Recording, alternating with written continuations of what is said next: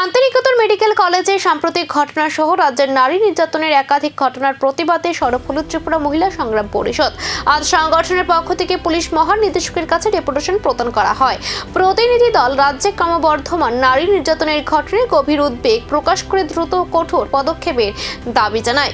ডেপুটেশনে সংগঠনের নেত্রীরা বলে, রাজ্যের বিভিন্ন প্রান্তে নারী সুরক্ষা নিয়ে প্রশ্ন উঠছে এবং দ্রুত দোষীদের বিরুদ্ধে দৃষ্টান্তমূলক ব্যবস্থা না নিলে আন্দোলন আরও তীব্র করা হবে।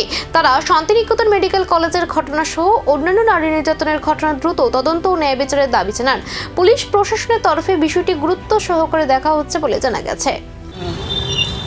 সম্প্রতি রাজ্যে একটি বেসরকারি সংস্থা দ্বারা পরিচালিত শান্তিনিকেতন মেডিকেল কলেজের ক্যাম্পাসের ভিতরে মনীষা দাস নামে এক কর্মরতা তরুণীর মৃত্যু ঘটে, রহস্যজনক মৃত্যু ঘটে।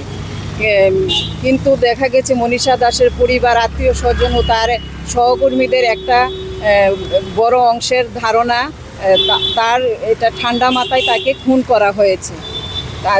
তারপরে এই নিয়ে এখন পর্যন্ত পুলিশের এই বিষয়ে আমরা কোনো পদক্ষেপ দেখছি না।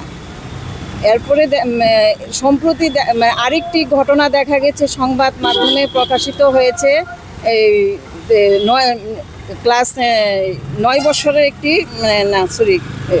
ক্লাস 9ম শ্রেণীর একটি ছাত্রীও গণধর্ষিতা হয়েছে কিল্লা এলাকায়। এটা নিয়ে কিল্লা এলাকায় খুব ওইটা নিয়ে উত্তেজনা ছড়াচ্ছে। কিন্তু আমরা দেখেছি যে দুইটা ঘটনাতেই এখন পর্যন্ত পুলিশের কোনো ভূমিকা আমরা দেখতে পাচ্ছি না। এই নিয়ে জনমানুষে খুব পুলিশের ভূমিকা নিয়ে প্রশ্নের মুখে পড়ছে। তার জন্য আমরা মহিলা সংগ্রাম পরিষদের পক্ষ থেকে দাবি করছি যে আজকের এই মহিলাদের নিরাপত্তা রক্ষার জন্য আমাদেরকে আরক্ষা দপ্তরের নারী সুরক্ষার প্রশ্নে এবার কি কঠোর অবস্থানে যাবে প্রশাসন, নাকি আরও বাড়বে ক্ষোভ?